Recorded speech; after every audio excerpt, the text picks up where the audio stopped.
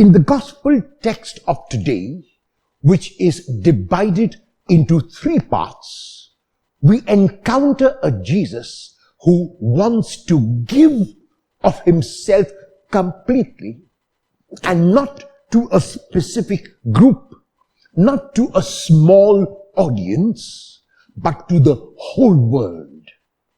In the first part, he encounters one of his disciples, Simon Peter's mother-in-law, and she is in bed with a fever. And Jesus goes, without even being told, he goes, lifts her by the hand, and the fever leaves the woman, and she is able to be healed and be whole. Because Jesus is also not merely a healer, people hear about his healing abilities from all over, and they come to him. And Jesus continues to work as a doctor, both of the body and a doctor of the heart, in making people whole. They brought to him those who were paralyzed. They brought to him those who were blind. They brought to him those who were lame and deaf and dumb and possessed by demons. And Jesus heals them all.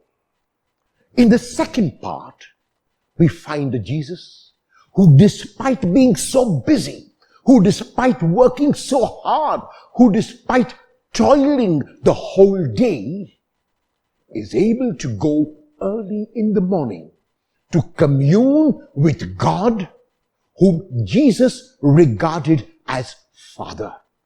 The action was necessary. The healing was required. The making whole was important. But what was also important for Jesus was that he spent time with his Father, with God, from whom he drew his strength, from whom he drew his fortitude, because of whom he was able to give so completely. And Jesus is praying, and Jesus is communing, and Jesus is talking with and listening to his Father.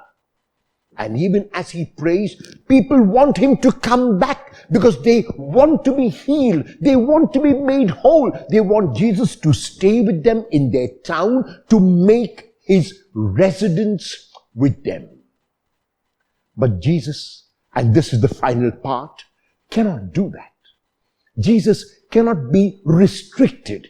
Jesus cannot be pigeonholed. And so he tells the people in the gospel of today, I cannot remain with you. I have to go to other towns and proclaim the good news there as well, because God has sent me to be that good news available to everyone.